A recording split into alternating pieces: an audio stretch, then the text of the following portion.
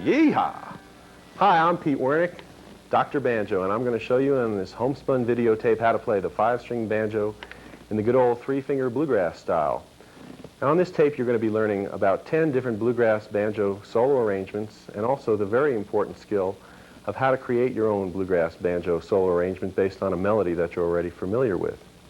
And then also toward the end of the tape we're going to do something that I consider very important, which is I'm going to show you the basic principles of bluegrass backup and how to play along with other people in a jam session situation. Now we're going to be taking advantage in particular of the tape medium by having all kinds of good techniques like split screen close-ups of the left and the right hand.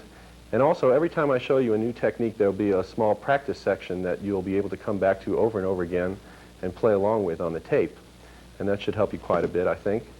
Also, I'm real concerned that this is a method that will really show you how to play bluegrass banjo style in the 3-finger rolling pattern that is pretty hard to really understand. So I'm going to be making a point of showing you one technique at a time, something that will only be a small step above each of the previously learned things so that you can make a little bit of progress at a time and not get lost along the line in the process, which sometimes happens with some methods. And in general, as we go along, you're going to learn one new thing at a time, and every step will bring you closer to the good old 3-finger bluegrass banjo rolling style, which is often called, for very good reason, Scruggs style, in honor of Earl Scruggs, who's the North Carolina fellow who came along in 1945 as a member of Bill Monroe and the Bluegrass Boys. And he brought this special 3-finger style into the band at that time, and in a way, it really revolutionized American music and certainly bluegrass music because it was such a really special sound. And from Bill Monroe and the Bluegrass Boys, Scruggs went on to join up with Flatt and Scruggs and the Foggy Mountain Boys. And from the years 1948 through 1969, they were considered the kings of bluegrass and spread bluegrass all over the world. And following that, Earl was with the Earl Scruggs Review for a number of years, and he's continuing on today with interesting recording projects and whatnot. And it's the Earl Scruggs style, really, that is the basis of what people do with a banjo when they play bluegrass music. And that is the style that we're going to use as our model all throughout this tape. Okay, now I'd like to give you just a few words of encouragement here. When I first heard bluegrass banjo playing, it sounded like it must have been some kind of magician doing it. It didn't really seem like it was within the realm of any human being. But after years of teaching myself and quite a few years of teaching other people, I can assure you that it's possible to learn this style. It's well within the reach of anybody, no matter how young or old, no matter how small your hands are or anything like that, as long as you put in the practice time. That is the really important part of it. And so I just encourage you that if you are interested in learning bluegrass banjo playing, stick with it, stick with this tape step by step, and I assure you you'll learn it by the end of the tape. And now it's time to get in tune. So let's go over here to the 4th string of the banjo. It's the D string. And the reason I like to tune the 4th string first is that it's the heaviest string on the banjo, and a change in the tension on the 4th string will change the neck tension put on by the strings and can throw the other strings out of tune. So I like to get it out of the way first so we don't undo what we've done later. And that's the 4th string D. Now we're going to go over to the 3rd string G. And the banjo is tuned to an open G chord, so G is the tonic note in the chord, we call it. Here's the 2nd string, which is a B. The 2nd string is a B, which is the 3rd note up the G scale from the G note. It harmonizes with the G note. That's the B. 1st string is a D note, a high D note, which is 1 octave or a full scale higher than the 4th string D we tuned to before. And then the top string, the 5th string, sometimes called the drone string on the banjo, is tuned to a high G, which is an octave higher than the 3rd string G. Now, a lot of times when people get their banjos in tune, they make some comparisons, like the 5th fret on the 4th string should be the same note as the 3rd string open. The 5th fret on the 1st string is a high G, which should be the same as the 5th string open. And a lot of times people make this comparison, the 2nd string 3rd fret with the 1st string open. Those should both be D. Now, a lot of times you will not bother to make the comparison of the B at the 4th fret of the 3rd string, because on most banjos those notes don't come out quite in tune unless they were to have a compensated bridge or something like that. But let's not worry about that right now. Okay, now it's time to learn your very first few chords. The very first one is quite easy, because as long as you're in tune in the key of G, it's open. The G chord, there it is. The second chord, and just with this one other chord you can play a whole bunch of different songs, is the D7, and here it is.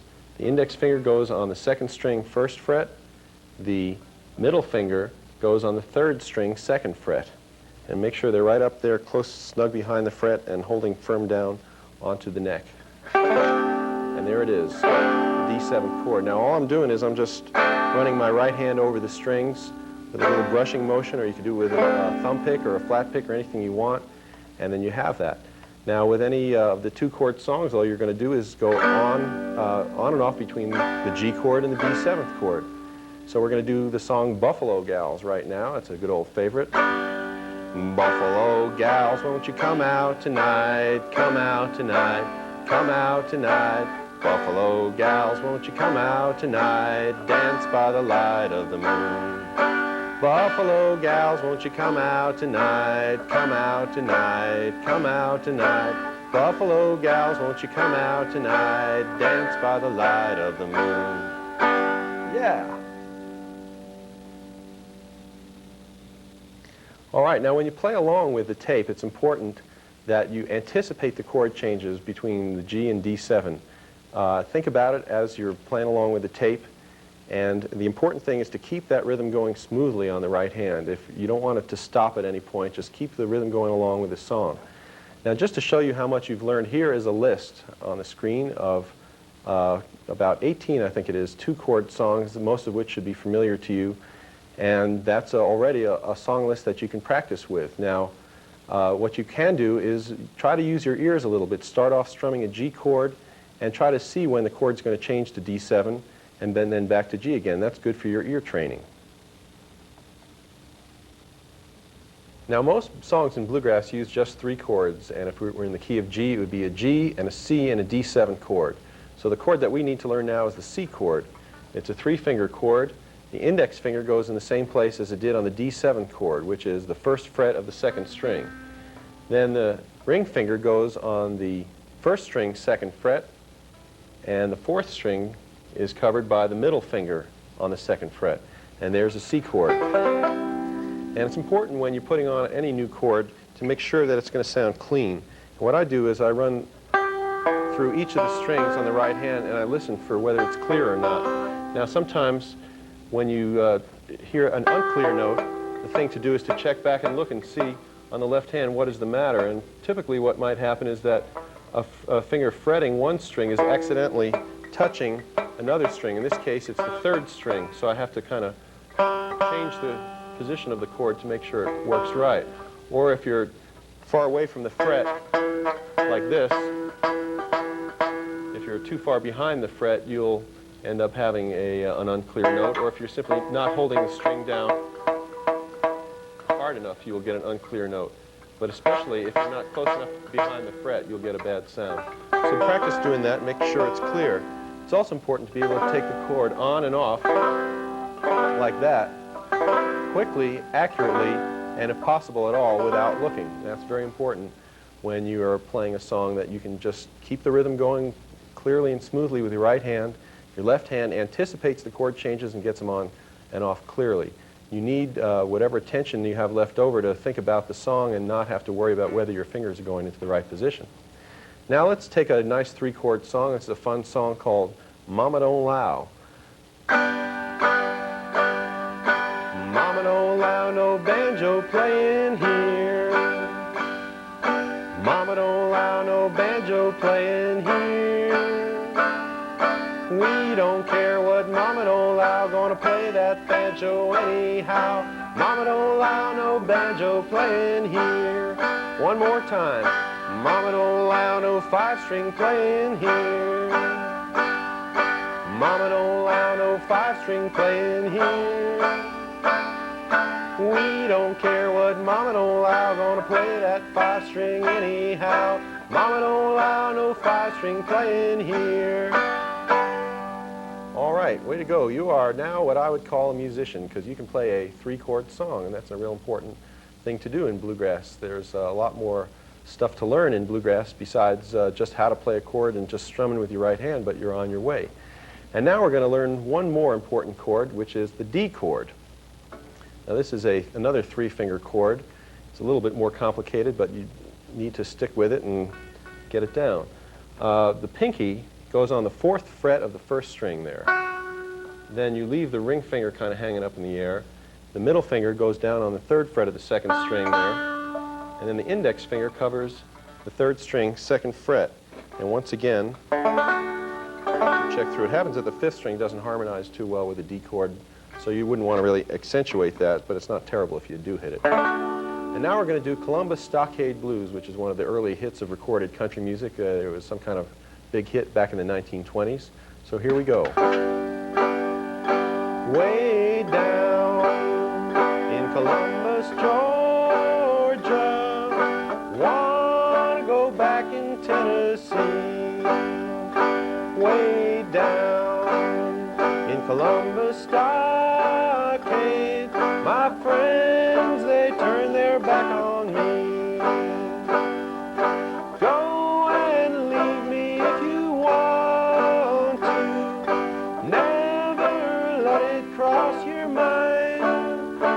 In your heart you love another, leave me, little darling, I don't mind.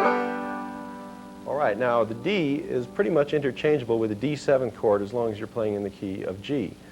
So as I was saying, you now really have some of the basic tools to play quite a few songs, and I'm going to be showing you a little later a list of just some of the many songs in bluegrass and outside of the field of bluegrass that use simply 3 chords.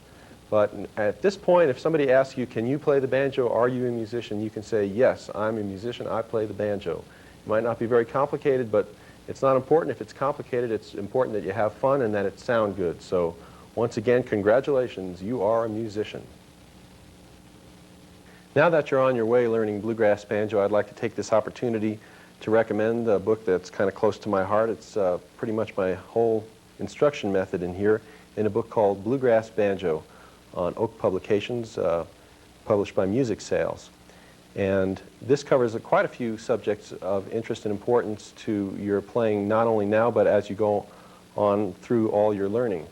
And that covers things like what kind of equipment to get and strings and changing the head on your banjo, even how to buy a banjo, what kinds of banjos to look for, and things like that. But in particular, I like to point out about getting records. It's very important for you now to buy records of good bluegrass music, especially featuring good banjo playing like Earl Scruggs and J.D. Crowe and Alan Mundy and people like that, because when you have the sound of good banjo playing in your head, it helps you a lot to get that sound right into your hands and sound real good. So I would like to recommend that you pick up this book when you can, because it will have a lot of information that will help you all along through your learning that we don't have time to cover here on the tape. Now I'd like to call your attention to a list of 3-chord songs. It's a list of old favorites, and then later on there's a list of bluegrass favorites. The majority of the songs in bluegrass use just 3 chords, which if you're in the key of G, come out as G, C, and D or D7. It's important now to work on getting comfortable with a good number of 3-chord songs to where you can play them comfortably with just a very little bit of effort. It's also important to develop your ability to sense when a chord change should happen and to sense what the chord change should be. So as you look through this list, I recommend that you write down some of the songs that you're familiar with already, and then pick one out, play a G chord, and start trying to sing it and see if you can correctly guess when the chords come up and change to C and back to G and then D or D7. If this doesn't come easily, it's all right. Just try to pick up a songbook of basic songs which already have the chords written in. And I can recommend a few different songbooks, American Folk Ballads by Pete Seeger, The Joy of Guitar by Happy Traum, or my own Bluegrass songbook, which has about 140 bluegrass songs in it. And all of these are published by Music Sales and available through Homespun Tapes.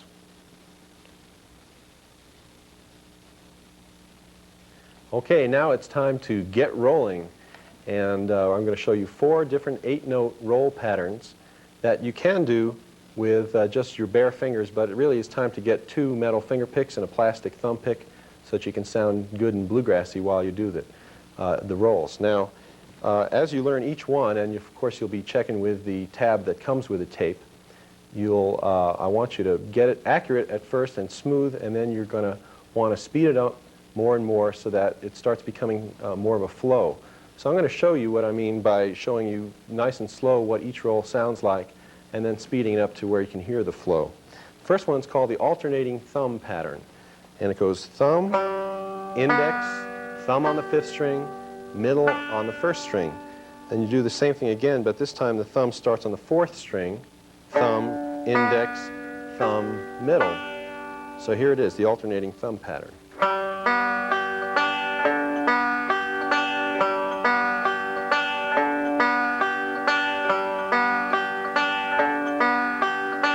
Here's what it sounds like when you speed it up a little bit.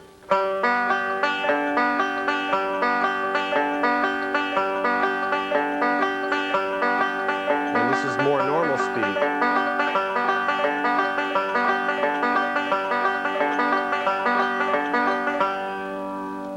Okay, the next pattern I'd like to show you is a forward roll, which starts with the thumb on the 3rd string. It could be another string like the 2nd or the 4th, but we'll teach it with the thumb on the 3rd string. It goes thumb, middle on the 1st, thumb on the 5th. Now the index finger plays the 3rd string, then the middle finger on the 1st, and then once again thumb on the 5th, index on the 3rd, middle on the 1st string.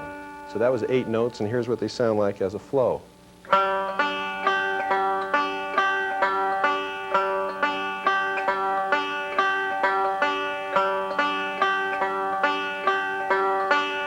Now a little bit faster.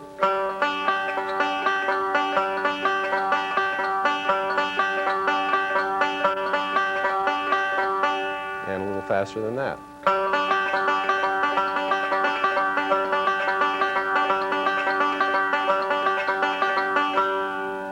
Now I'd just like to mention that if it turns out that you need more time with each of these practice sections, you could even take out your audio cassette player and make a little tape for yourself off the videotape and make a few repetitions of these segments and then have a longer segment to practice along with. Now I'd like to show you another roll, the 3rd roll, which is a forward-backward roll. And that means you start with the thumb going forward, that is thumb, index, middle on the first 3 strings. You go thumb on the 3rd, index on the 2nd, middle on the 1st, thumb on the 5th, and here's the backward part where you go middle on the 1st, index on the 2nd, thumb on the 3rd, and the last note is like a filler note, which you don't have to put in, but it goes in. The 8th note is the middle finger on the 1st string. So that whole roll again is.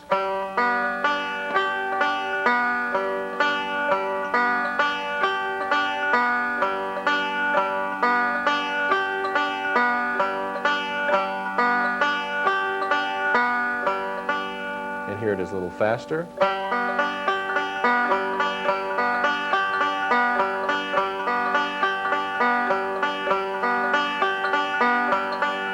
And a little faster than that.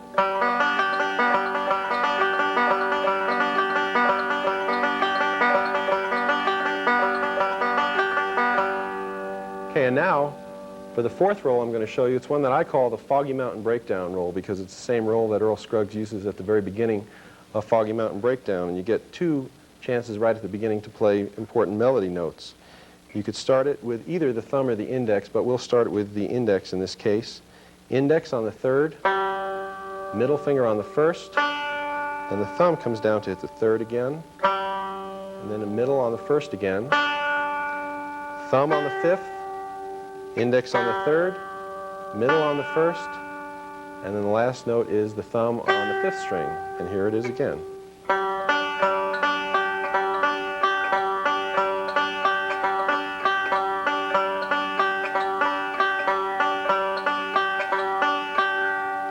faster.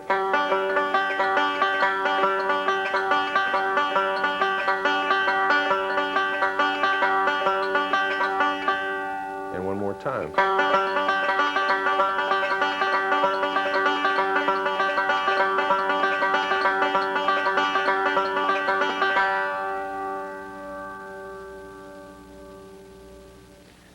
All right, now this is a pretty critical thing to spend a fair amount of time with on the tape.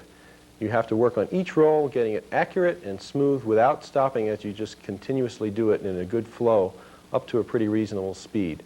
And it's important to be able to not only do it smoothly and with a good flow and speed, but have a little space left over in your mind because you're going to have to start thinking about some new things while your right hand keeps on rolling along. Okay, now it's time to put some of those rolls into familiar songs, or plug them in, as I like to say. And that means what you're going to be doing is changing chords along with the roll and trying to make sure you're going to keep the beat accurately with the roll as you play. And the way it usually works, in fact the way it's always supposed to work, is 2 beats or foot taps, here I hope you can hear my foot tapping there, goes along with 1 8-note roll. If I were to use an alternating thumb roll, which is that thumb index, thumb middle roll, it's going to sound like this with my foot tapping on the 1st and on the 5th beat.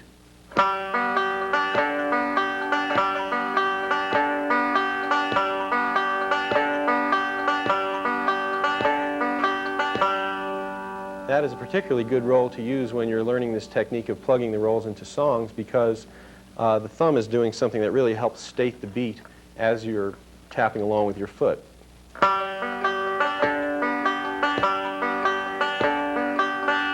So the thing to do is get a roll going, and once the roll starts flowing along smoothly, you start singing. Now that can be a little bit tricky if you're not already pretty aware of musical timing and so on. You might find it a little bit hard to figure out exactly when to come in with your singing. But the underlying rule is that the first important beat of the song that happens during the singing coincides with the beginning of a roll. Now that might be confusing at first, but if you hear on a few of these examples you probably start getting an idea of it, and after a while you'll develop an intuition for it. So we're going to start off with the song Buffalo Gals right now, that old favorite from earlier in the tape, and I'm going to do it with an alternating thumb roll.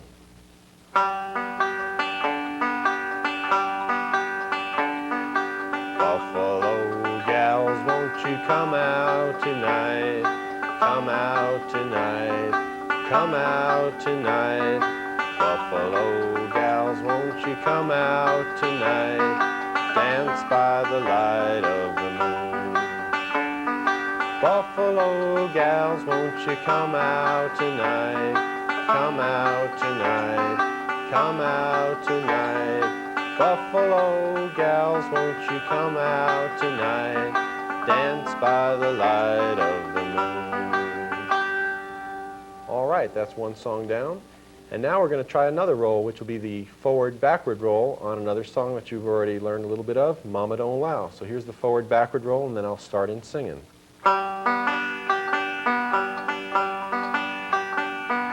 Mama don't allow no banjo playing here.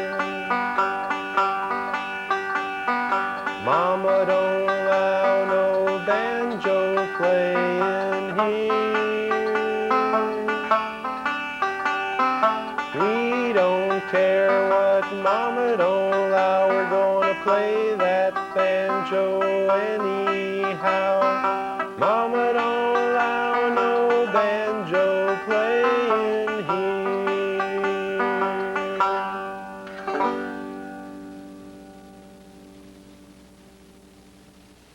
Okay, we're going to do Columbus Stockade Blues again, only this time instead of using just one roll to go along with it, we're going to be using 2 different rolls. And this is a kind of technique that's important to get a hang of because as you go along later, you're going to be needing more and more to switch rolls in the middle of arrangements. That's a real common feature of bluegrass banjo playing. So we're going to use the forward roll for the verses of Columbus Stockade Blues, or the one verse, and then go into the chorus doing the Foggy Mountain Breakdown roll. So we'll start the forward roll going. Way down in Columbus, Georgia, wanna be back in Tennessee. way down in Columbus stockade, my friends, they turn their back on me. Go and leave me if you wish to. Never let it cross your mind. If in your heart you love another, leave me, darling, I don't mind. Whew, that's kind of hard for a speedy banjo player like me to play that slow, so I'm going to just show you what it sounds like when I play it up to speed. Way down in Columbus, Georgia, wanna be back in Tennessee.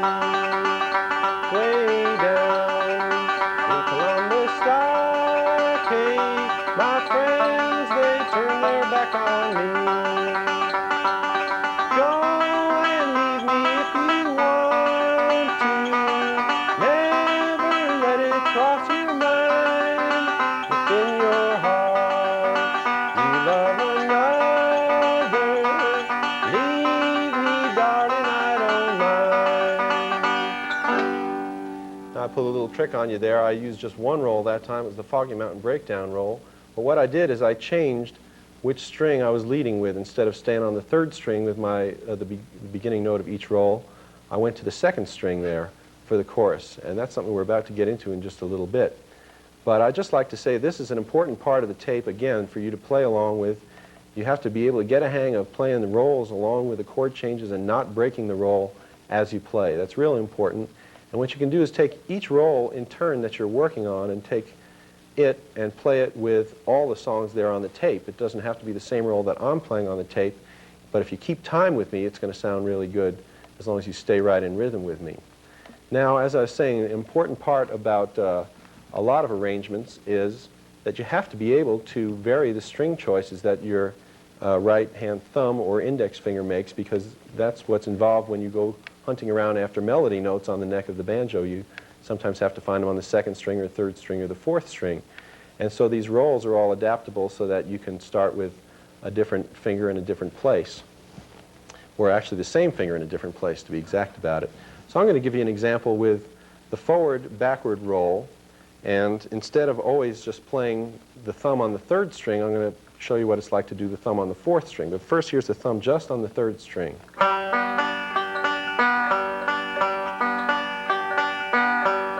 You hear the thumb starts the roll and then comes on the next to the last note of the roll on the third string. Well, what if it was the fourth string? It would sound like this.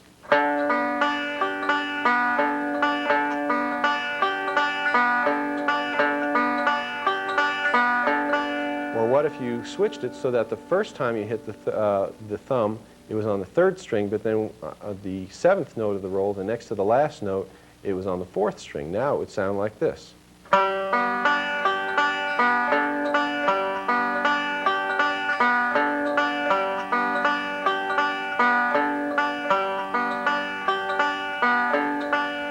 Okay, now how about the Foggy Mountain Breakdown roll? The way I've shown it to you so far, it's the index and then the thumb coming down to hit the third string where the melody note would be found.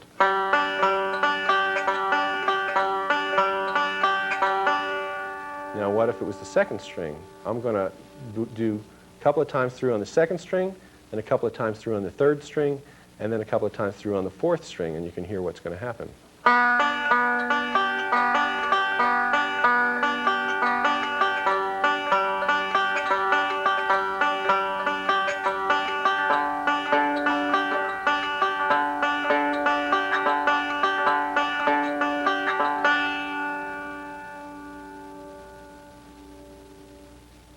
All right, now we're almost up to the point where we'll be able to show you the very first bluegrass arrangement that you're going to learn on the banjo, where you're really getting the melody. But I just want you to make sure that you have the basic hang of playing a variety of rolls along with songs. So what I'd suggest is go back to those lists of 2- and 3-chord songs and pick out a few favorites that you really like, and get a roll going and practice singing that song or humming the song along with the roll and changing chords right on cue. It's real important to be able to do that. Practice changing rolls in the middle of the song and make sure that you have a good hang of all 4 of the rolls that you've learned. Once you're up to that point, I think you're really ready to start with your first bluegrass banjo solo arrangement.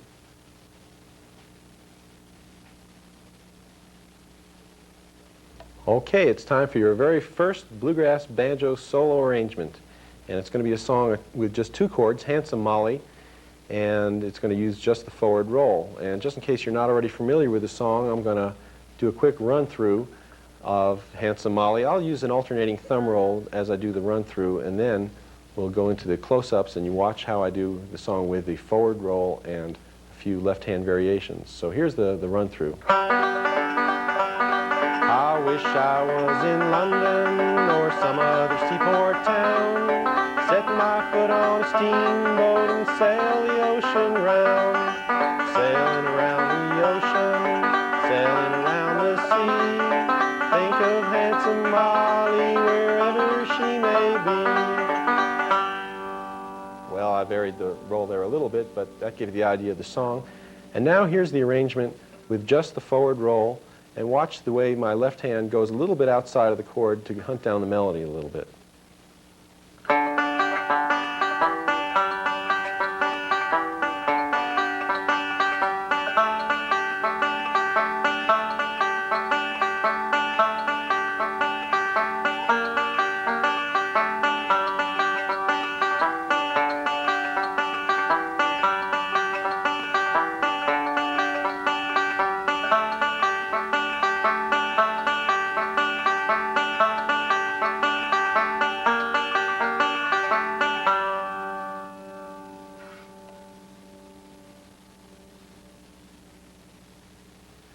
Now the next song we're going to do also is a 2-chord song, and it's going to feature a new left-hand technique, one which is a really important one in the sound of bluegrass banjo, and that is the slide.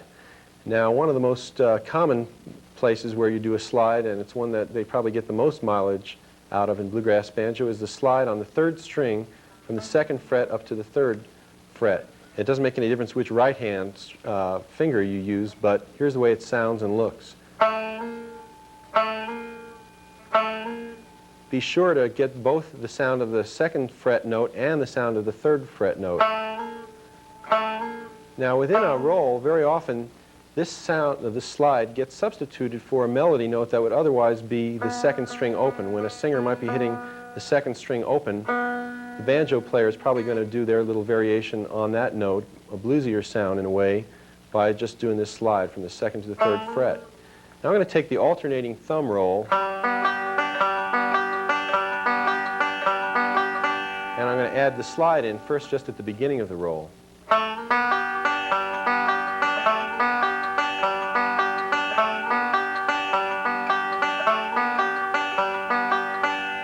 Now what if I put it in both the place where the thumb goes on the 1st note of the roll and also on the 5th note of the roll?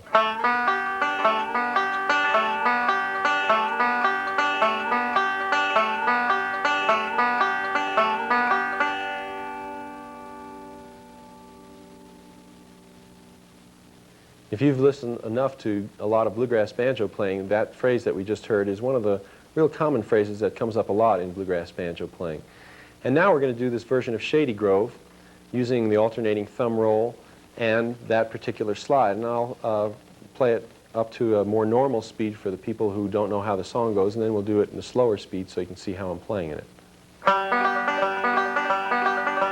Shady Grove, my little miss, Shady Grove, my darling, Shady Grove, my little miss, going back to Harlem.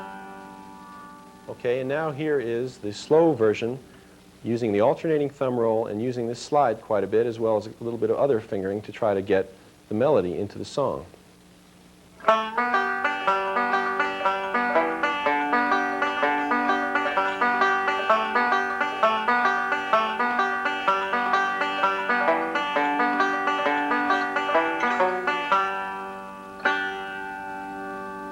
Now right at the end there I did what's sort of a new little bit of a technique, which is called a pinch. It uses just the thumb and the middle finger, and you play the thumb on the 5th string, the middle finger on the 1st string. You just do them simultaneous. And that sounds good as a way of filling a little bit of space. Usually that fills about the space of half of a roll. So you can just go something like this. That's the 3rd string played by the thumb, alternating with the pinch.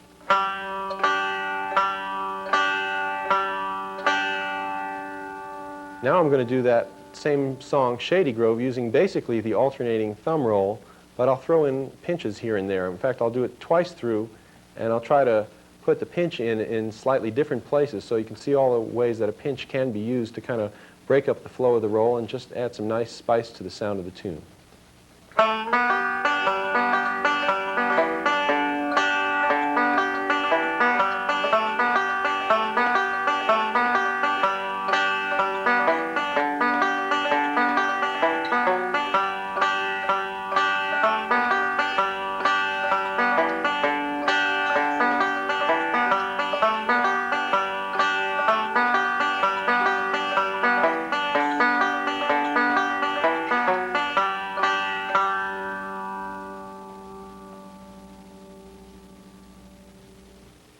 All right, well, that was a real good version of Shady Grove. It has a real bluegrassy sound to it already. And the next arrangement that we're going to do, which is one for It Takes a Worried Man to Sing a Worried Song, also you'll find is going to have a good bluegrassy sound to it thanks to the use of a slide. And we're going to use a forward-backward roll. And along with the slide that makes it sound a little more bluegrassy, we're going to hunt down the melody by making different string choices for the 3rd and 4th string when the thumb is playing as part of the roll. And one of the main things we're going to do is a lick that includes a slide and then getting a melody note on the 7th note of the roll on the 3rd string, 2nd fret with the thumb. And I'm going to just do this as a little demonstration exercise so you can see what I mean. We're going to do the roll starting with a slide, coming back to the 2nd fret on the 3rd string, and then finishing with one open G note on the 3rd string. So here's how it sounds.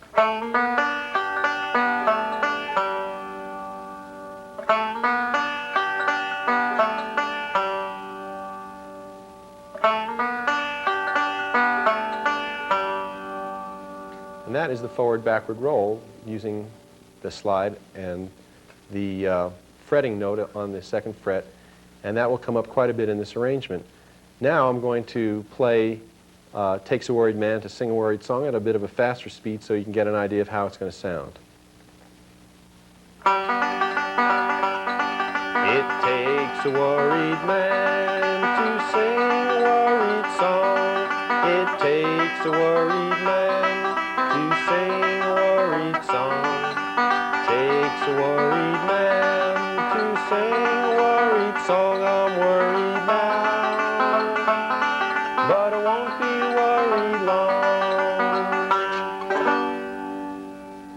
All right, that's how the song goes. And now, if you watch my right and left hands closely, you will see how I use the forward-backward roll and various fingering changes to hunt down the real melody of It Takes a Worried Man to Sing a Worried Song. So listen.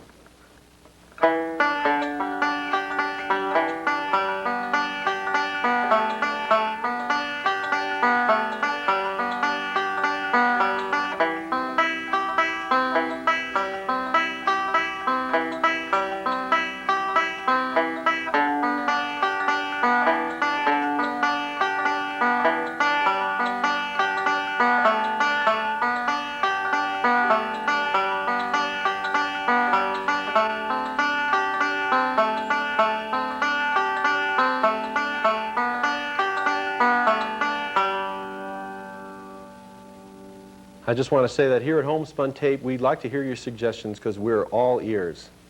A little humor there. Eat your heart out, Roy Clark. And now we're going to move right along with some more banjo technique.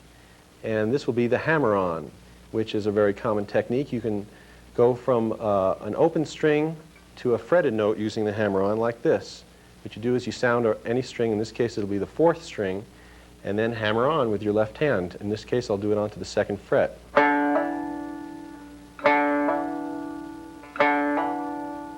Make sure you get on good and firm with that so you can really hear the new note that you fret with the left hand. Now you can also do it a hammer-on, that is, from the from a fretted note to another note higher up on the same string that you're already on. Now, a slide from the second to the third fret of the third string will sound the same as this hammer-on, where you just hammer on to the third fret.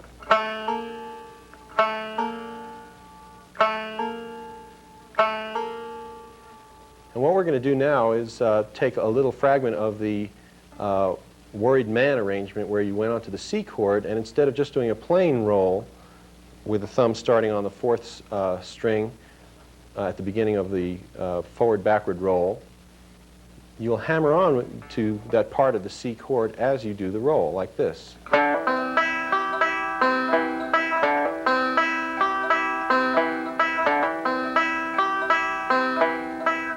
So when you practice the arrangement of Takes a Worried Man along with what we did earlier in the tape, instead of just doing the plain, just try doing it with this little hammer-on. It'll sound nice.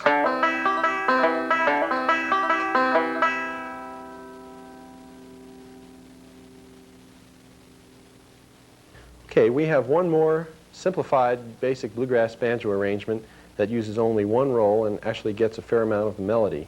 And we're going to use the Foggy Mountain Breakdown roll to play a neat old tune called Big Ball in Boston, which I'm going to dedicate to my friend Ken Seaman, who really likes this tune. And it happens that Ralph Stanley likes to use this particular kind of roll, the Foggy Mountain Breakdown roll, and he will often do a little variant of it, and I'll show you how the very beginning of the roll can be varied a little bit to accommodate a different sound here. Now, the way I've shown it to you so far, you start with the index finger on the third string, you follow it with the first string played by the middle finger, then your thumb comes down to hit that melody note again on the third string. So it's... Now, the way Ralph Stanley does it, and the way you could do it whenever you feel like it, and interchange them when you feel like it, is just play the index finger twice with a little space between it. So instead of... you just go... There's just a slight space there in between those two notes, so the roll ends up coming out sounding like this. And you can use that roll leading on this third string like I was just doing, or move it down to the second string or the fourth string. So when we do Big Ball in Boston now, you're going to hear how I can hunt down the melody in a lot of different places on those strings. And here we go with Big Ball in Boston. Well, I'm going to play it the fast way first in case you're not familiar with the song. Big ball in Boston, big ball in town, big ball in Boston, we'll dance around. We'll dance around, boys, we'll dance around. Big ball in Boston, we'll dance around. And now here's the slow way where you can watch my hands up close.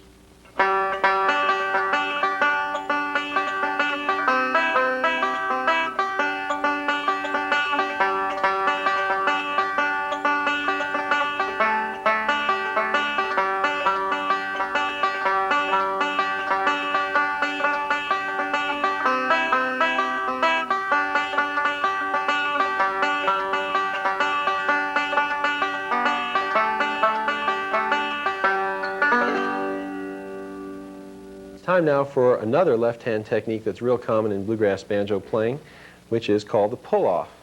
Now you can pull off by removing a finger from the string with the left hand and hearing the way the string changes when you do that. It's real obvious to do that if you, say, put your finger on the second fret of the first string, hit the string with your right hand, and then kind of snap off that finger off the second fret. Can also be done from a fretted note to another fretted note, and this is a real common pull-off in bluegrass banjo playing where you have the index finger already planted at the second fret, and with your middle finger you're at the third fret, you hit the string with your right hand and then pick up that middle finger and try to get an additional note from it. Now it could be done just by removing the finger, but it helps if you get a little bit under it and try to pick it a little bit while you do it. And you can work that into Big Ball in Boston at the last line. I'll show you just a little fragment of that where you could do that little pull-off. At the very end where you go, you could just go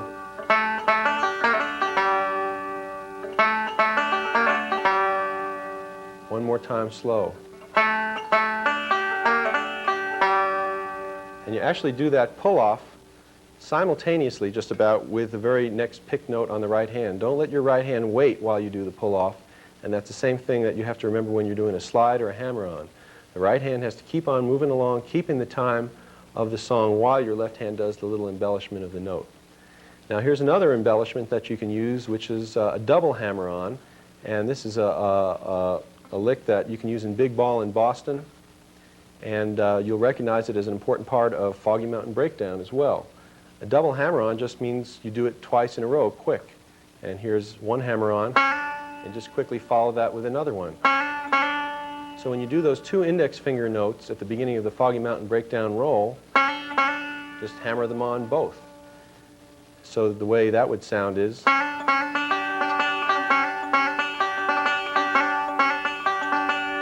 And of course that has a familiar ring to it, I think, for people who've heard Foggy Mountain Breakdown.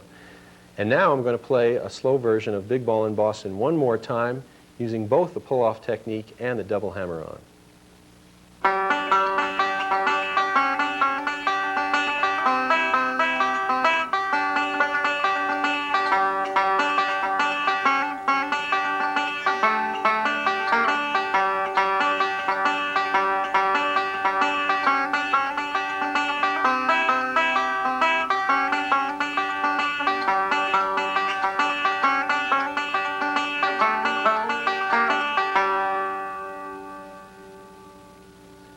Now I'd like you to hear what it sounds like if I actually play that up to more bluegrassy speed.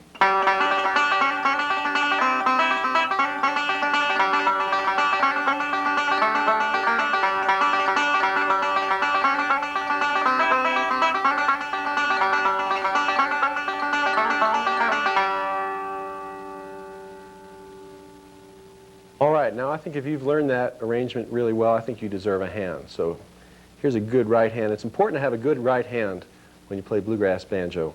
And you've just been using one roll so far, using one roll to play through a whole arrangement.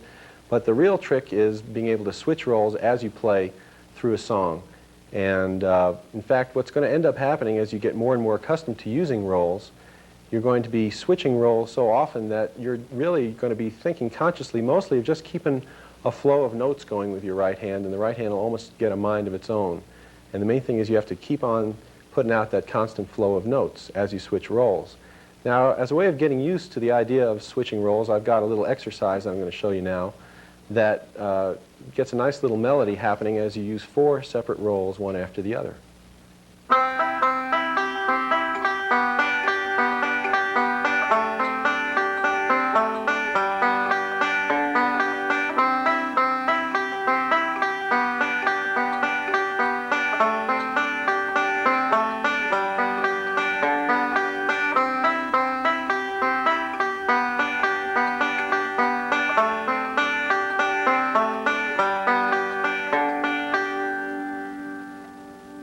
All right, what we did there was we used the Foggy Mountain Breakdown roll, followed by the forward roll, followed by the forward-backward roll, and then the alternating thumb roll, and that nice little melody came out. All right, now this is going to be a more complicated arrangement, not because there's any new techniques, but because we're going to use just about all the techniques that we've learned up till now in the one arrangement. And of course, like with all the other exercises and arrangements, it'll be good to consult the tab that comes along with the tape so you can make sure you're right and then practice playing along with the tape. And this arrangement is one on the song that we've already played before, Mama Don't Allow. So here we go.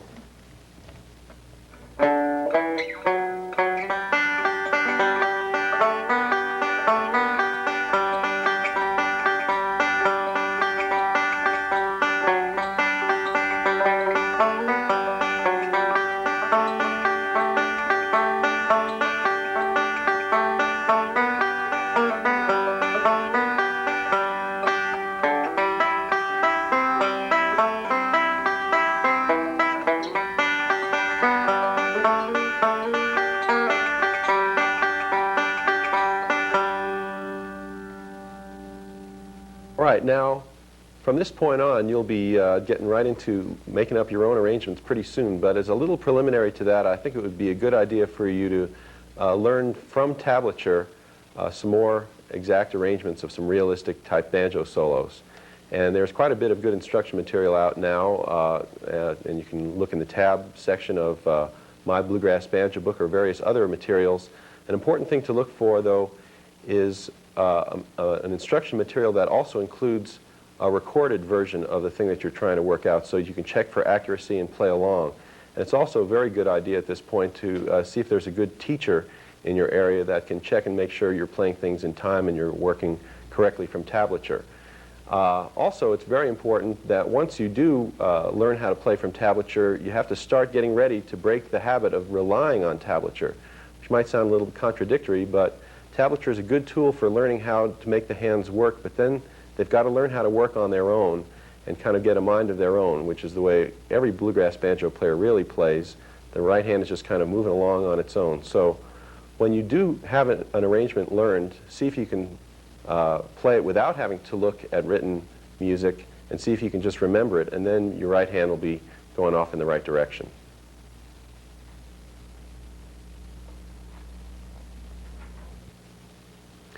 One thing that you're going to have to learn now will be how to find the melody notes of a song that you're going to work out right on the neck of the banjo. And that tends to be a bit of a trial and error process. Some people pick it up real easily. They seem to be musically inclined that way. For other people, it's more of a struggle. But again, if you stick with it, and maybe with the help of a teacher, you will get it.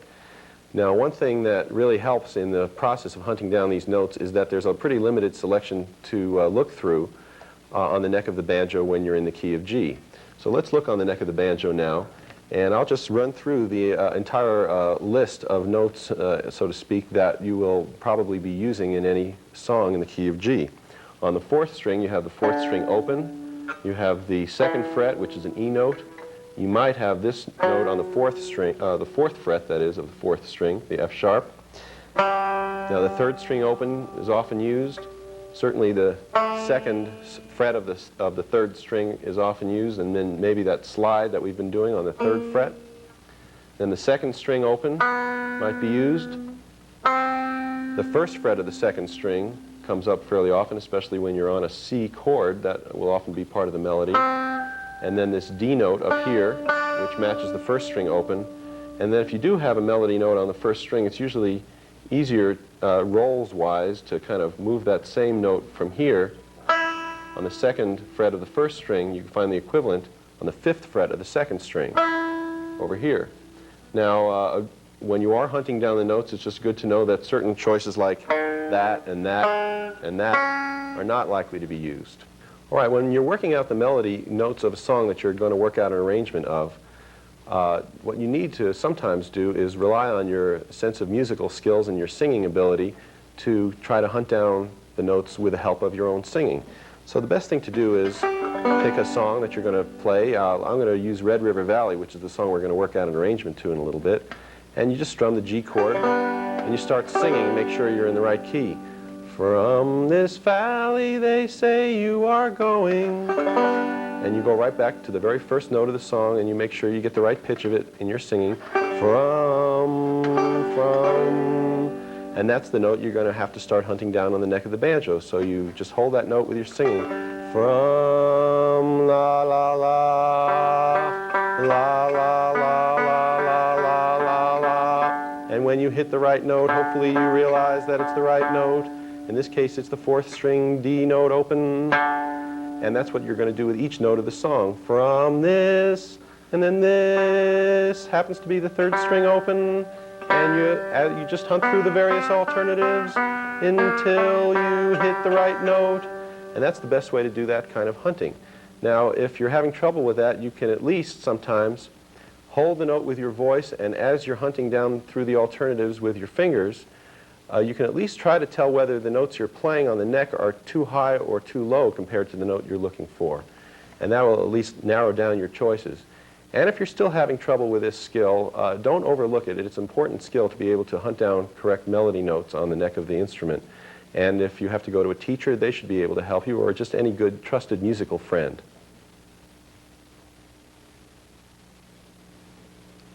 All right, now we're going to be working out that solo to Red River Valley right from scratch. And we're going to start by locating the melody notes and seeing how we can work in filler notes as part of rolls along with them.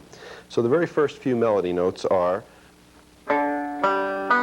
from from this vow. Those are the very first three notes. The D on the fourth string, then the third string open, and then the second string open. But that second string, B note, is often substituted in the way we did on Shady Grove with this little slide on the third string from the second to the third fret. So it's basically going to work like that. Now we just put in filler notes alternating in between those little melody notes, and we can just do them all on the first string, and it'll sound like this.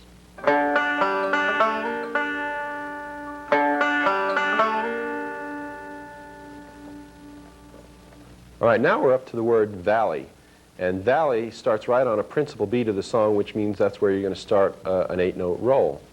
And the melody note, as we had it before, it's kind of like this slide that substitutes for the second string open note. So you just can get any roll going that has that type of note as its opening note. But what you do when you're working on the roll is see what else is going to happen a little later in the roll that might get the melodies that are going to come along a little bit later. And what follows the word valley is valley, they say. And the word they is still in that roll that starts with the word valley. So it's valley, they. And that's also that same note. So what we can do here is an alternating thumb roll where we do that slide twice. Now with the beginning it'll sound like this.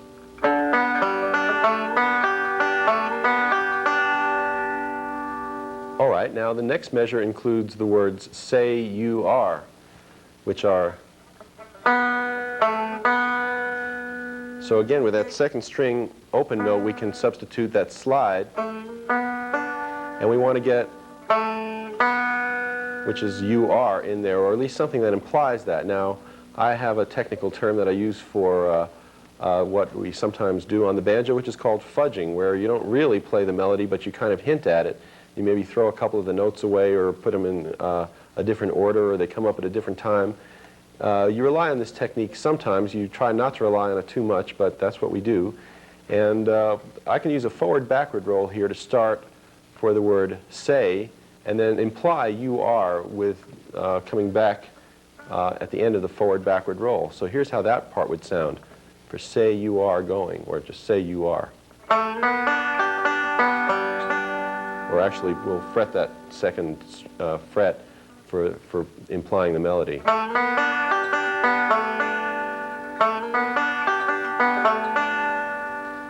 Now the next measure after this is going to be going, and the melody notes are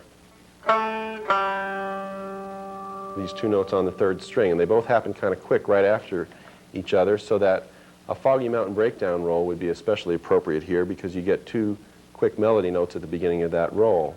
And there are different ways to do it, as I showed you earlier in the tape, but say we'll just go thumb, middle, thumb, and get those notes and then continue the rest of the roll.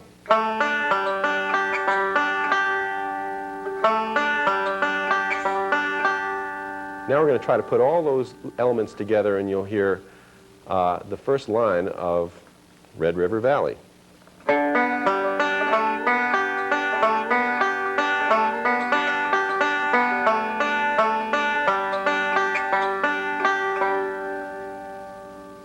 All right, now if you look into the continuity of the song here, before we get to the next couple of words, we will, for we will miss, we have to finish out a certain amount of space after the word going. And what it works out to is 1/2 of a roll, or 4 notes. So we have going. And what I do there is just play the equivalent of a alternating thumb roll, except that we happen to be starting with the index finger instead of the thumb. But just to fill up 4 notes of space, we go index, middle, thumb on the 5th, and then middle on the 1st again. And the way I worked it out is so that the thumb is free to play the next note. If I had played something that ended on a thumb, then I wouldn't be free with the thumb to play the next note, because you can't play the same finger twice in a row within an 8-note roll. And we need that thumb to play the next melody note, which is we, that's we will. Those are the notes. Now the we will notes happen also within that roll following the word going. and we need a little bit of filler between each of those notes, so we just go. So this is a tricky part of the song where after the roll that goes.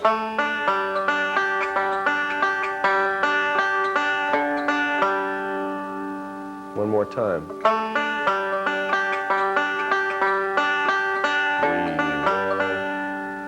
The next phrase of the song has the words, miss your bright eyes. And the words miss your bright are all in the next measure. And the best roll here to use would be alternating thumb. The thumb alternating, especially if you sometimes play a melody note on a second or third or fourth string, instead of a place where you might have used the thumb on the fifth, you have as many as 4 different places in the roll where you can go ahead and get melody notes. So we have, those are the basic melody notes. And we're going to kind of bluegrassize that first one, where instead of getting the second string open, we're just going to slide it. And working that into an alternating thumb roll, here's how it'll sound.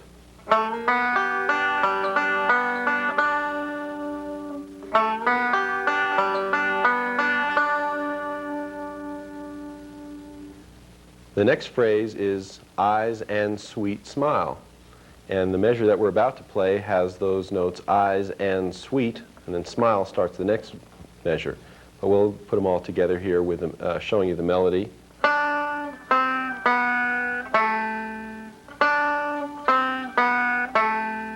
Now we're going to also bluegrassize or bluegrassify that first note just by either sliding into it or hammering into it. That's a kind of a flourish that always sounds nice as part of a roll. And since we're on the second string here, we need a roll that's capable of starting on the second string. And I've chosen the forward roll because we'll be able to get each of these melody notes right as part of the roll. So here's what the forward roll will sound like with those melody notes in it.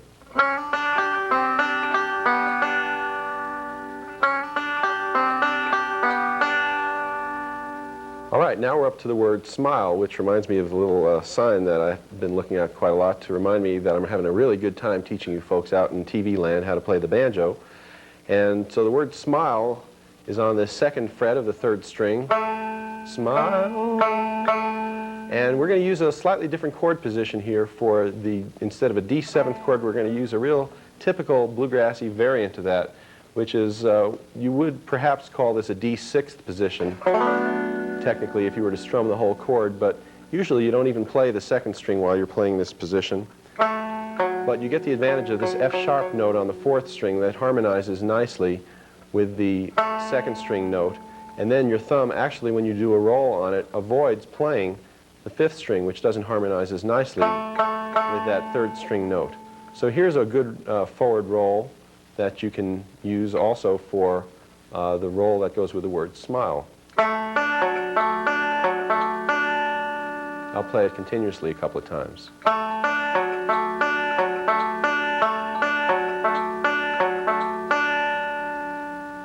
Well, now we've completed pretty much the second line of the song, so I'm going to play you the whole second line of the song from We Will Miss Your Bright Eyes and Sweet Smile.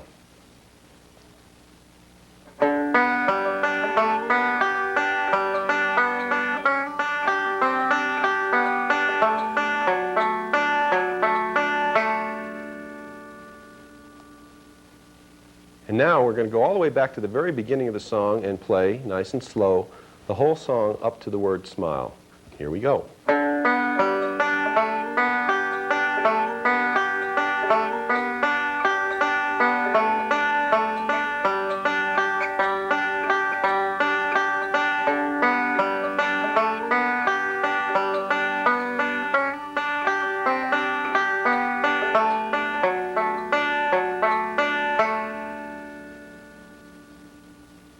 The next line of the song is going to start with, of course, For They Say. But what often happens here are possible timing problems. And what you need to be able to do is be able to find out exactly where we start the words For They Say and be able to fill up all the space before that with the flowing roll. So let's go back to the word smile and see how long smile should be rolling along before we get to the words For They Say.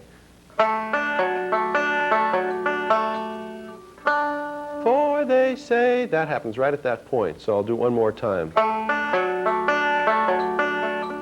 For they say, well, it ends up that we need about another half roll, exactly another half roll on that D chord before we go into those notes for they say. So let's find out what the notes are for they say. And it's, the word say is actually in the next measure, so we'll leave that for later, but we just need to fill up, again, little bits of space between the for they. And we need to precede that with filler from the D chord that we were just playing. So I'm going to take it from the beginning of the word smile all the way up through for they. And here's how it sounds.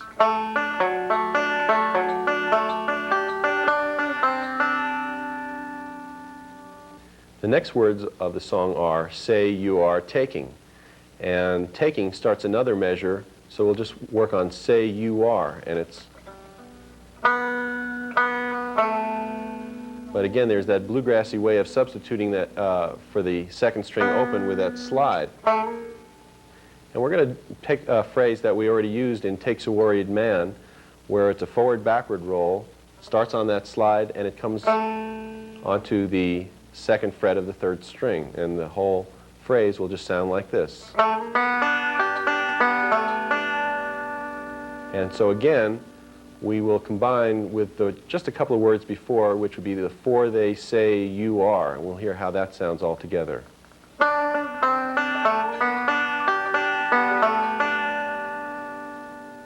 The next measure of the song will have the words taking the. Now it just happens that those will work nicely again into an alternating thumb roll, and here's how that might sound.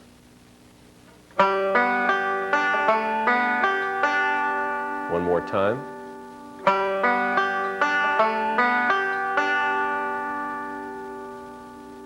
Now the next part of the song is the word sunshine, and of course that goes to this. The C chord is what happens right as you start the word sun, but the note that happens on the word sun is actually outside of the C chord. It's not within the C chord, and it's this D that you could either use on the first string open, but we'll play it as usual on the second string on the third fret. And then right after that we go to a C note that is part of the C chord.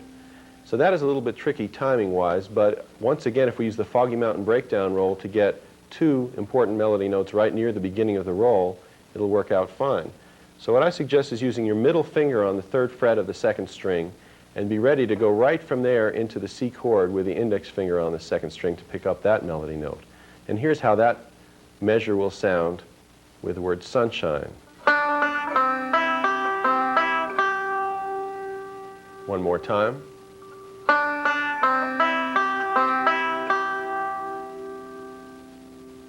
Now if you're watching my right hand closely, you'll notice that I did the Foggy Mountain breakdown roll in a particular way where we start with the index finger.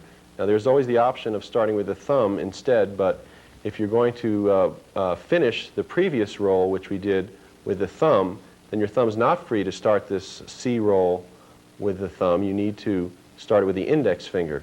Now this is probably the trickiest phrase of this arrangement, and I'm going to show you a little technique for practicing it, which will probably help you learn to smooth it out. It's what I call a tape loop technique, where you actually, in the way that you could make a loop out of a piece of tape and have it repeat continuously, we'll just play this one phrase continuously the way we did when we were practicing the rolls in the first place.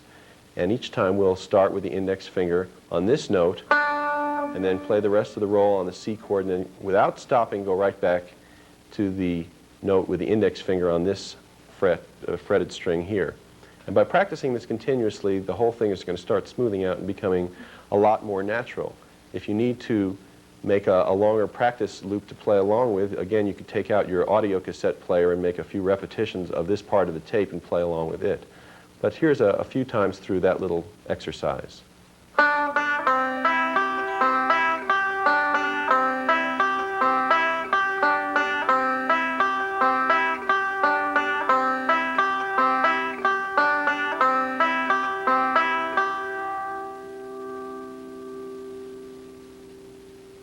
Now, after a little bit more filler on the C chord, we're up to the last line of the song, which will be, I'm sure, a nice relief to those of you struggling along with it this far.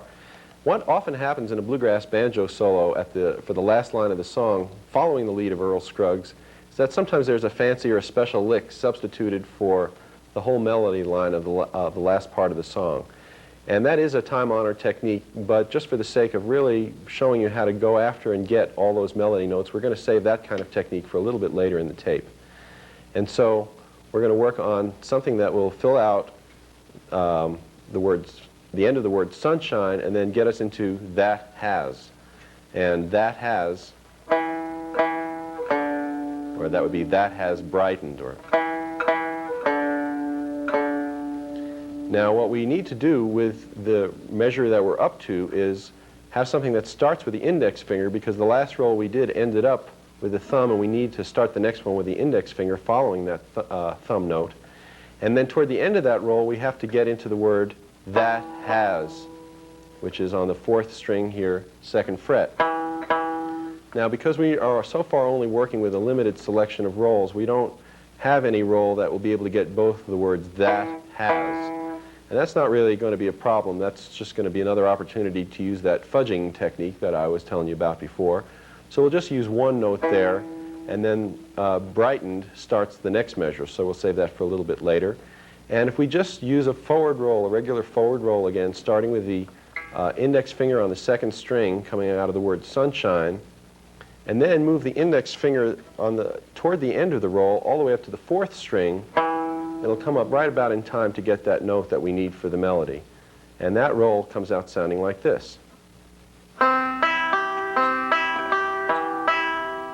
It doesn't make that much sense when you hear it in that context by itself, but what if we put it all together with the word sunshine?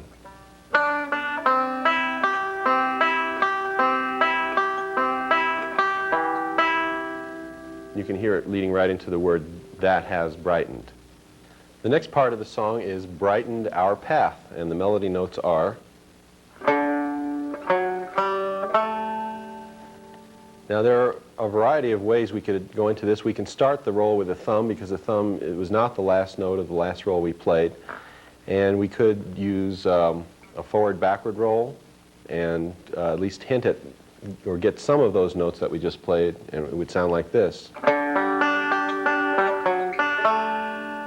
That word path, incidentally, of course, starts the next measure, but just to give you the continuity, I'm putting it in anyway here. Or what I think would be a slightly better alternative, the way it just happens to sneak in a little extra bit of the melody, would be the alternating thumb pattern. One more time on that. And what I would like you to remember here is that the index finger is also moving to a different note choice or string choice as well as the thumb. The index finger is up on the 2nd string here. One more time, a close look at it with watch my right hand and how the index finger is on the 2nd string while I do the alternating, I'm sorry, the 3rd string while I do the alternating thumb roll. And that way we get a little more of the melody. Coming into the home stretch now, we're up to the words path for a while. And while starts the very last measure of the song, but the melody notes for path for a while are. So we need to have one roll or a measure's worth that will include the notes, or at least hint at the notes. And since we have the thumb free again to start on the 3rd string, we might as well use a forward-backward roll. And you'll hear it, how the melody works its way right into that roll this way.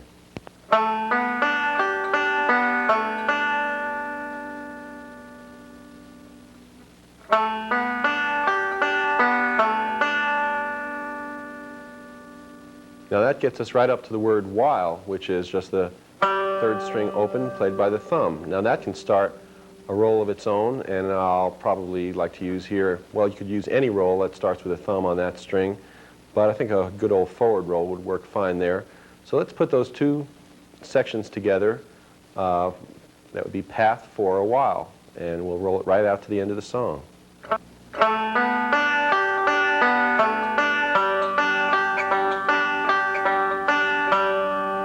One more time.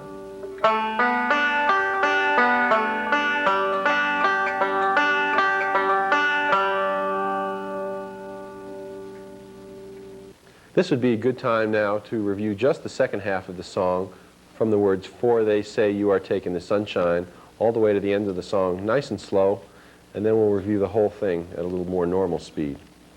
Here we go.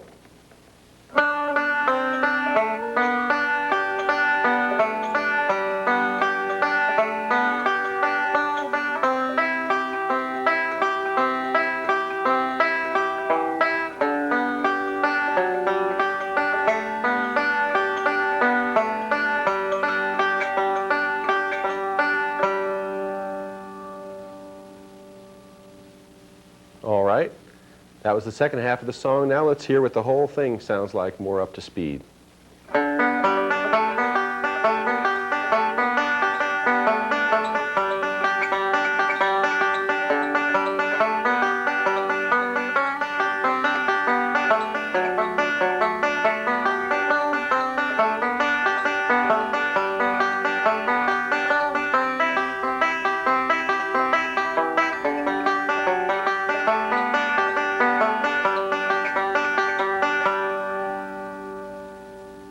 All right, you are getting better all the time with the practice that you're putting in, and I think your friends and family are probably getting real proud of you too.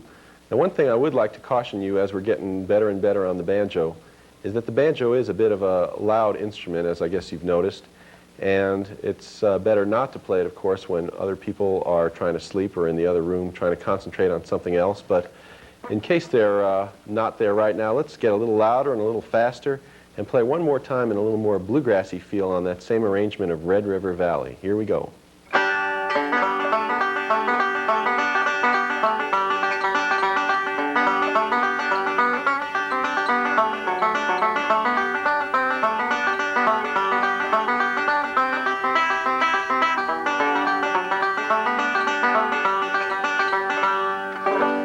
Yeah.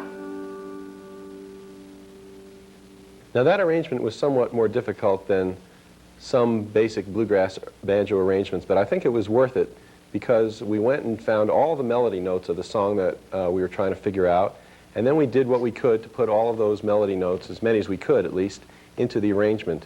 And we didn't just rely on substitute phrases. Now, using substitute phrases is certainly an acceptable technique, but I thought it would be better discipline to make sure you could really hunt down the melody notes of the song. Now, at this stage, I think it would be really a good idea to work out more arrangements in exactly this fashion of any tune or tunes that you would like to do. In my book, Bluegrass Banjo, I did this same kind of treatment on the song "She'll Be Coming Round the Mountain," and that might prove useful to look through, as well as going through back on the section of the tape where we just did Red River Valley. But it's good to understand that this is exactly what regular bluegrass banjo players do, both professional and amateur players. There isn't tablature available for every solo they play, and for that matter, they don't always play the same solo the same way every time. What they have to do is kind of get a sense of where the melody is and then work it in with rolls as well as they can. In fact, it's good to remember that before about the middle 60s, there was no published bluegrass banjo tablature at all. So all of the players until then had to learn how to just think it through on their own and work it out on their own.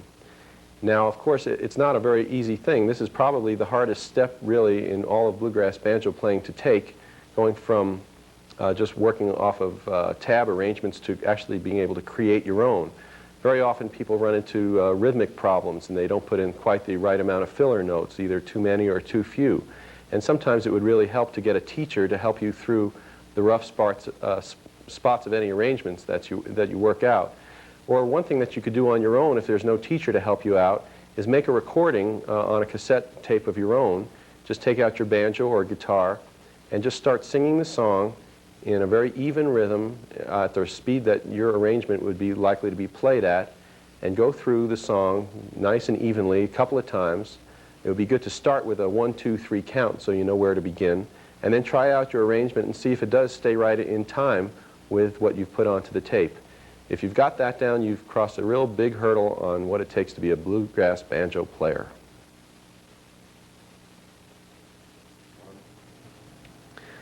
Okay, now it's time for you to learn 2 more rolls that will help open some doors and give you some new choices on how to incorporate the melody and background notes into your playing. The first one is one in my book. I call it the forward-backward roll number 2.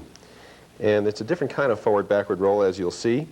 It starts with the thumb on the third string, then the middle finger plays the first string, thumb on the fifth, index on the third, middle on the first. Here's the backward part, where right after that middle on the first, you go back to the index on the third, and then the thumb on the fourth string, and then you finish it up with middle on the first. So that's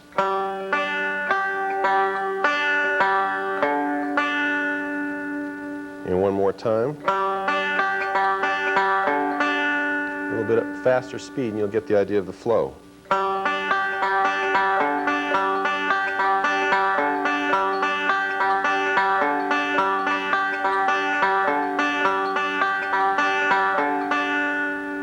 And you can probably hear that has a nice little feeling of syncopation there at the end, and we'll be working that into a nice little lick in just a little bit.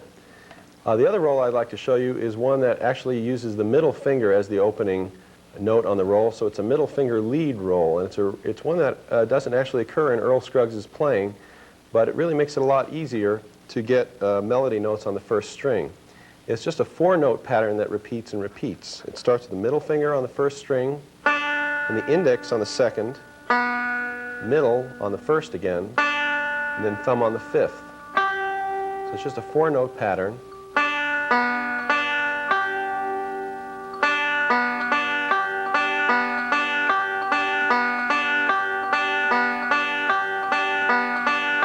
And a little faster.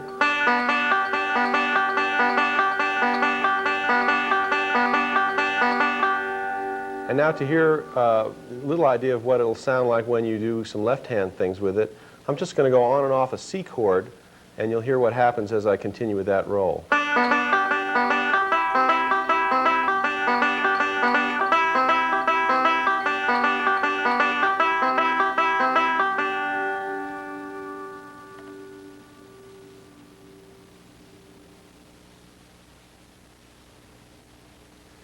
Now I'm going to show you some standard, frequently used banjo licks. I'm going to start with what I think is the most common lick in all of bluegrass banjo playing, a good G lick that was developed by the man Earl Scruggs himself. And he played this lick quite a bit with Lester Flatt. Lester Flatt had his famous guitar G run, and right along with that went the Earl Scruggs famous G run that I'm about to show you. And I think in their 21 years as a band, they must have played these two licks together perhaps 1,000,000 times. So it's time for you to get your feet wet with it, and I'll show it to you right now. We start with the thumb on the third string, open, and incidentally I should mention that this is going to use the same roll, that forward-backward roll that I just showed you about a minute ago on the tape, that new roll. It starts with the thumb on the third string, middle finger on the first string, thumb on the fifth. And then the index finger plays the third string while you get a slide on the third string from the second to the third fret. And as you're doing that slide, the middle finger plays the first string open. Now the next note, since it's that forward-backward roll, is the index finger on the third string open. Then the thumb comes over to the fourth string, and you fret that fourth string at the second fret. Then the middle finger on the first string open, and then the last note of the lick, which would be the first note of a new measure, would be the thumb open on the third string. So here's what the lick sounds like. One more time. All right, now I'd like to show you that lick in two parts so that you can get each part right, and then we'll put them together. The very first part, let's go through it again. Thumb on the first string, third string, excuse me, then the middle finger on the first string, thumb on the fifth, and then the slide played on the right hand with the index finger on the third string while you do the slide from the second to the third fret. And as you do that slide, the middle finger plays the first string open. So now let's play that a couple of times in a row.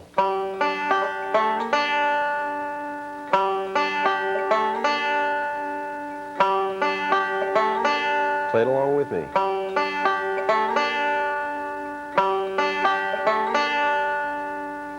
All right. Now the second half of This lick is a fragment that comes up quite a bit in other parts of your playing probably, which would be the index finger, 3rd string open, the thumb on the 4th string, 2nd fret, middle finger on the 1st, thumb on the 3rd. And here's how that sounds.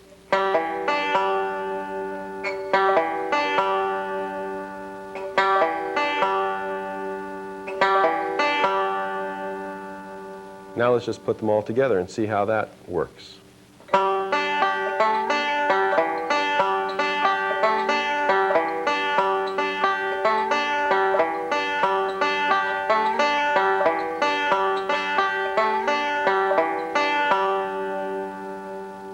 Now you can see I'm using once again that same tape loop technique I used earlier in the tape, where I work it so that you can continuously practice the same exercise without having to stop. So in other words, the last note of the lick, which is a G note on the 3rd string open, also works as the first note when you're repeating the lick. Let's do it again just a little bit faster.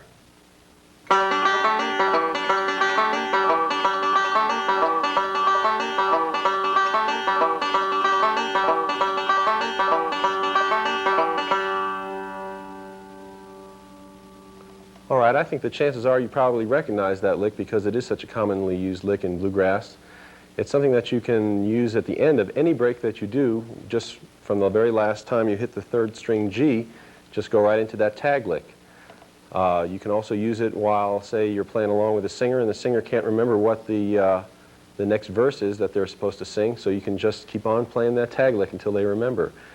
And if you happen to look in the tablature of Foggy Mountain Breakdown, as it appears in either Earl Scruggs' book or the Pete Seeger banjo instruction book, you will find that lick comes up, or at least its variants come up about 4 times just in the very first time through Foggy Mountain Breakdown, so it's that useful. But for variety, I'd like to show you another tag lick also developed by Earl Scruggs. It sounds like this.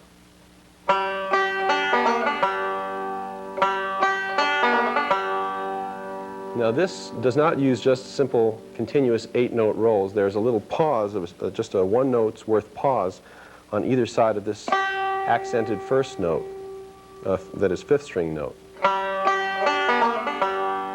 And you need to really get a good hit on that 5th string to give it a good accent.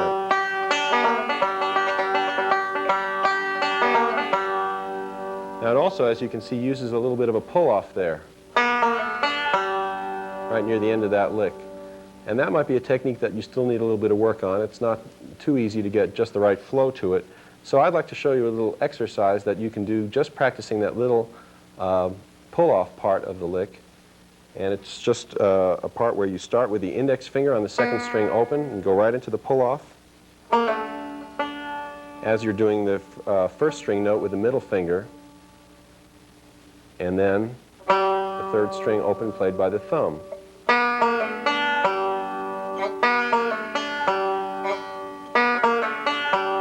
And if you do it continuously, again as a tape loop, you'll find it gets a little bit easier the more you do it.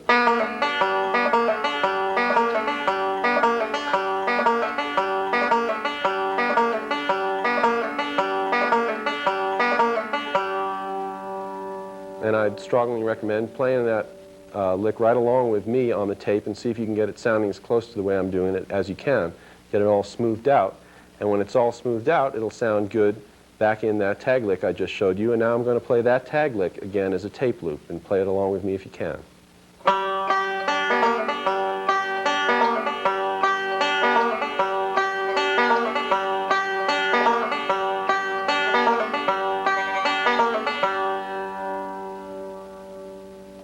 Now aside from tag licks, there's the all-important lead-in licks, the little pickup notes that bring you right into the song's melody that makes it sound kind of sparkly as you start a solo. And with Mama Don't Allow, we went simply, but if you throw in a few little pickup and filler notes in there, it's going to sound like this. One more time. And that brings you up to that G note that starts off the song Mama Don't Allow. Or you could slide into that note over here. So here's the variation of that lead-in lick.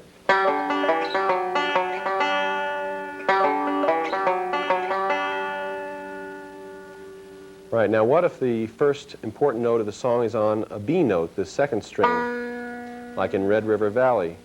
From this valley. Now, a similar kind of right-hand pattern and a few fretted notes here on the left hand will bring you this lead-in lick. And of course, when we hit the word for valley, or the note for valley, it's that sliding note along the third string that we've been using all along. Now it starts with the index finger right into this fretted note on the fourth string. One more time.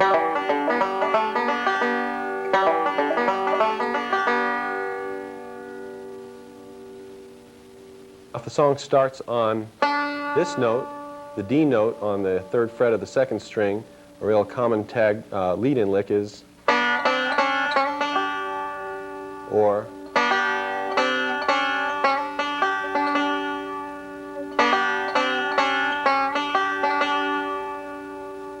but the more common one is this one.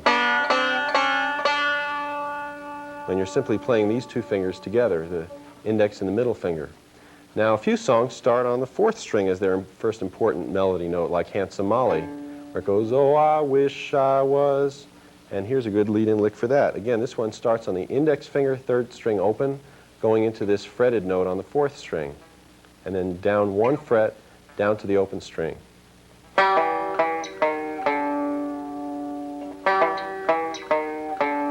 Or if you want to put in a few filler notes on the index and middle fingers between some of those melody notes by the thumb, you can sound it like this.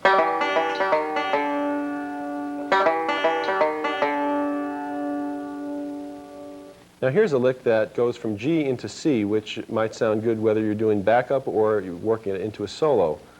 And it just has a little bit of a melody in it, which sounds pretty nice, I think. It starts again with a pickup note on the index finger going into the thumb note.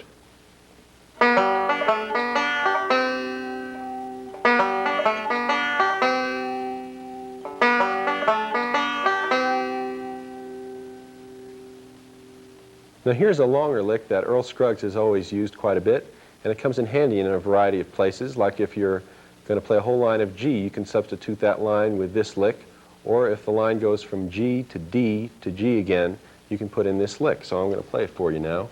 Watch closely.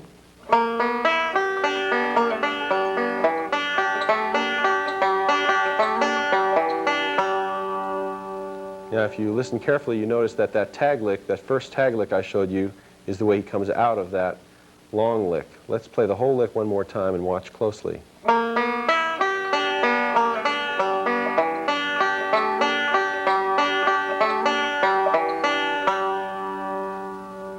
It would certainly be a good idea to check the tablature that comes with your tape to make sure you have all the notes and the fingering right.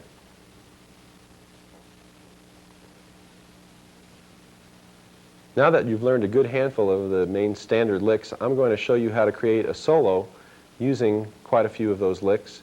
It's going to be for the song Rollin' My Sweet Baby's Arms, which is a good common song that you probably have heard. Although if you haven't, I'll play it for you in just a minute. Now one thing about using licks and solos that is good to be aware of is that a lot of times you'll be at a jam session where you don't really know the song and you can't be expected to figure out a real melody-oriented arrangement, but if you use some of these licks, it'll sound quite good anyway, as long as you follow the chord changes. All right, let's have a little run-through now on Rollin' My Sweet Baby's Arms, in case you don't already know how it goes. Rollin' my sweet baby's arms, rollin' my sweet baby's arms, lay around the shack till the mail train gets back, and a rollin' my sweet baby's arms. Now, you could conceivably play it that fast, but we're not going to play the solo at a speed like that. That was just the run-through. Now let's find out how we can use some of those licks we've just learned and make a solo out of them. And here's the first lead-in lick that we're going to use.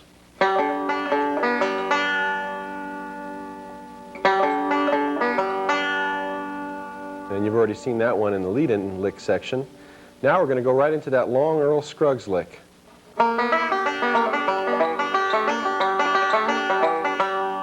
So the whole first line sounds like this.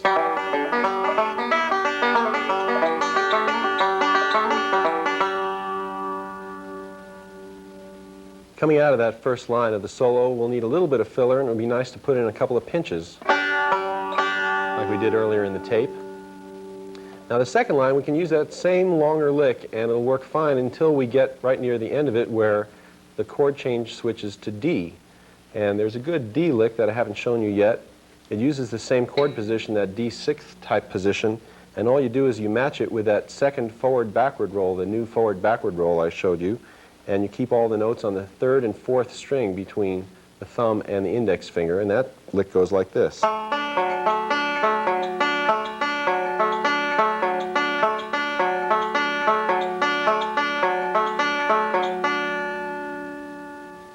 I'm going to play you the whole second line of the song, which will be just that long Earl Scruggs lick ending up in this D lick position.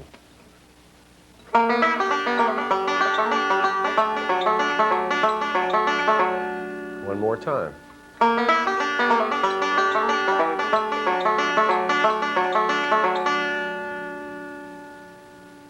We're up to the third line of the song now. You have this D position on, and the next important melody note is right over here, lay around the shack, etc. And what we can do is just slide right into that note and play a forward-backward roll.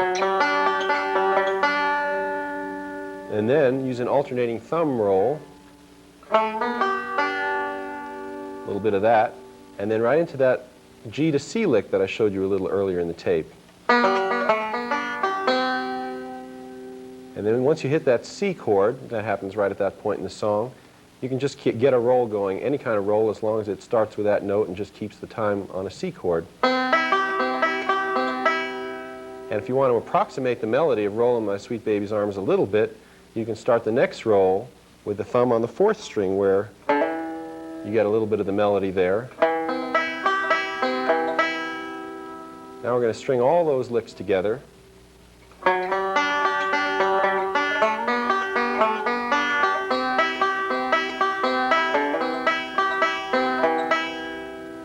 And I guess you must have noticed that I did a little hammer on there going into that last roll on the C chord. Let's do that whole third line of the song one more time.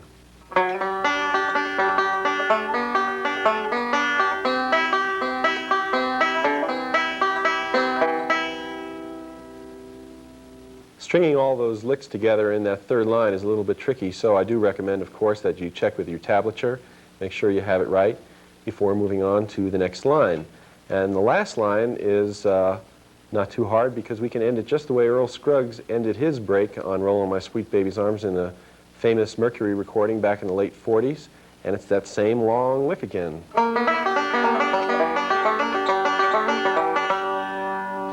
So now we've gone through the whole solo, and I'd like to play the whole solo straight through, and you can hear all those licks strung together.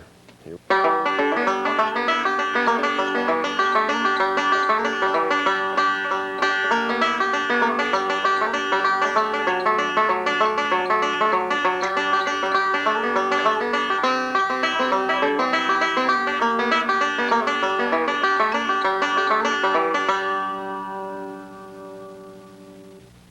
Now you're probably wondering, just how would it sound to have some good bluegrass guitar playing behind that arrangement of Rollin' My Sweet Baby's Arms? So realizing that, I thought I'd ask Mr. Homespun Tapes himself, Happy Traum, out here and play some good guitar backup while we play our arrangement. Howdy, Happy, and welcome to the banjo tape. Well, hi, Pete. It's great to be here. Do you know that number, Rollin' My Sweet Baby's Arms? Well, I think I can remember it. Okay, let's give it a shot.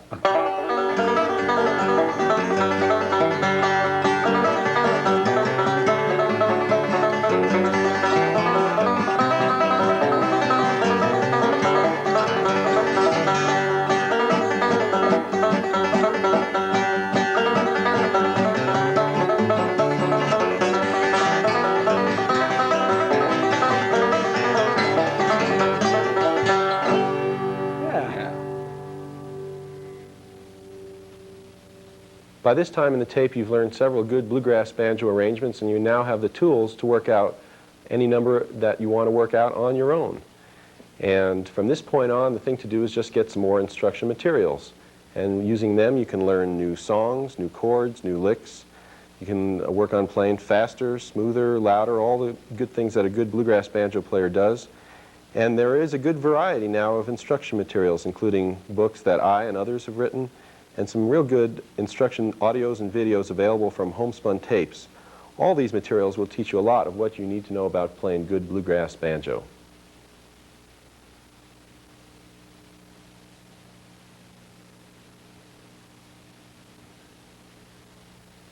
Now, learning good bluegrass banjo soloing is a really important thing, but that's not all there is to bluegrass banjo, because bluegrass is really a group form, and the banjo is really just a part of the group in most of the time when you're playing with a group.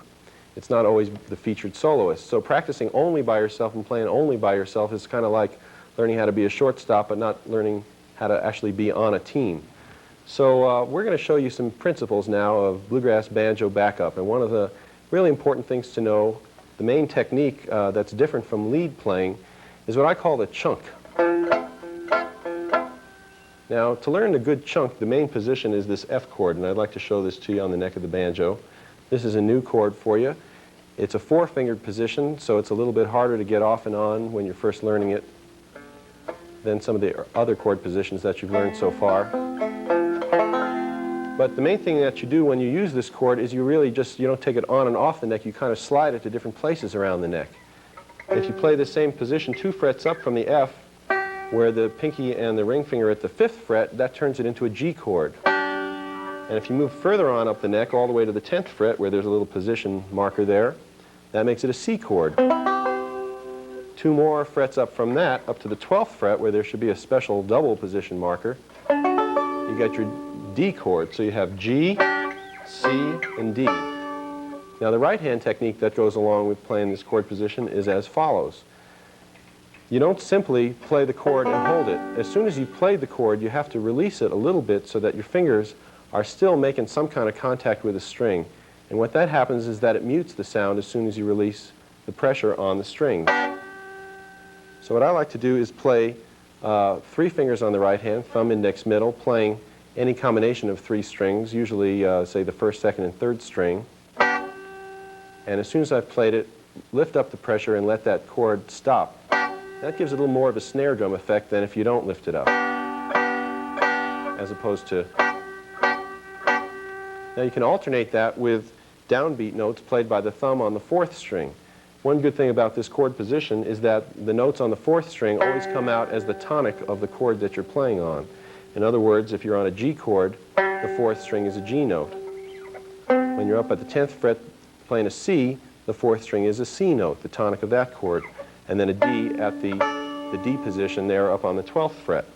So here's the way chunking works a lot of the time. You play the downbeat and then the offbeat, releasing that chord. And C. There you go. Now you can also do the longer ringing versions of the chords, because sometimes, depending on what the music requires, you'd like to hear a little bit of sustain coming off the banjo, and that's easy enough. Just leave the chord on.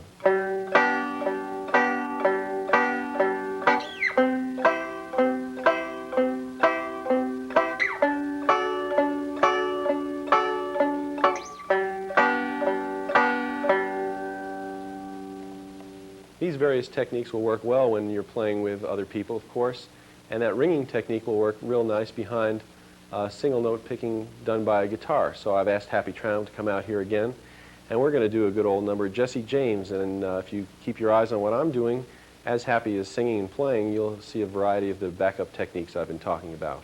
One of the things, of course, will just be rolling along with the song, just following the chord changes. So let's get into a little bit of Jesse James. All right.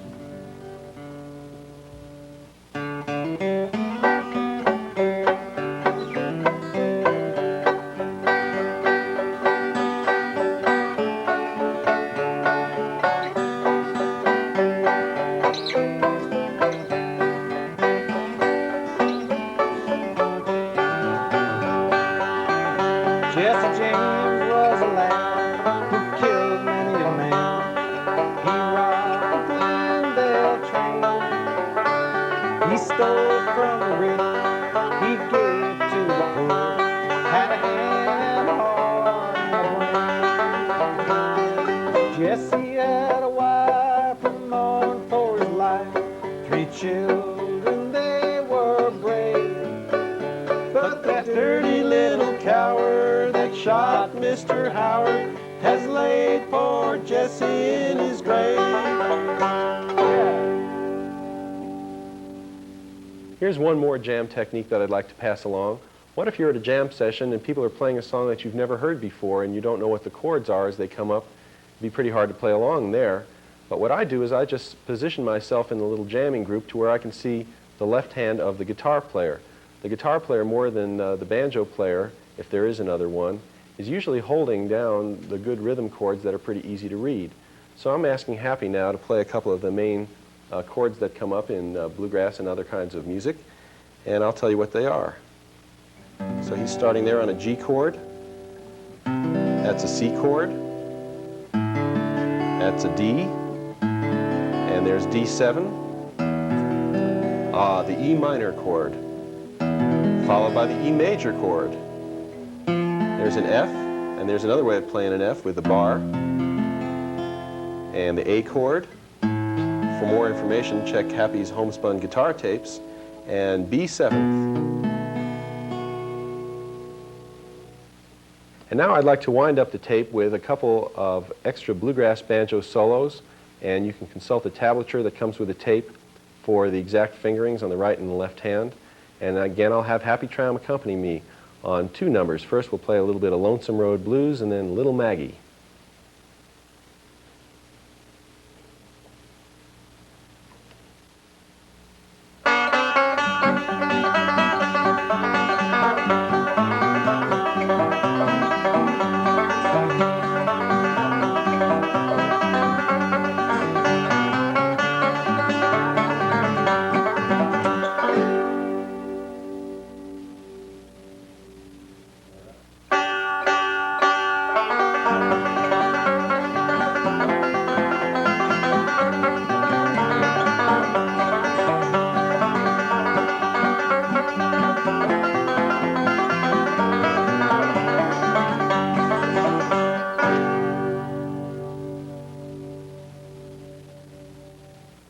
That good old Mountain Dew.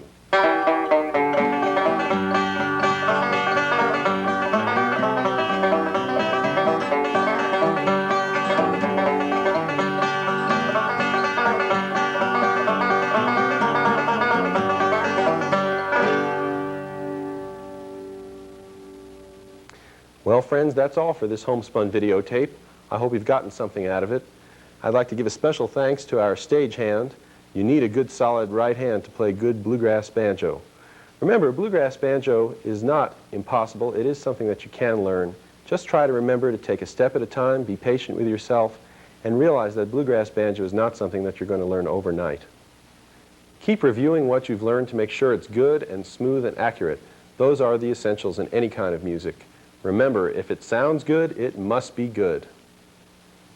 We're going to take it out with one features Pete called Shady Grove. Thank you.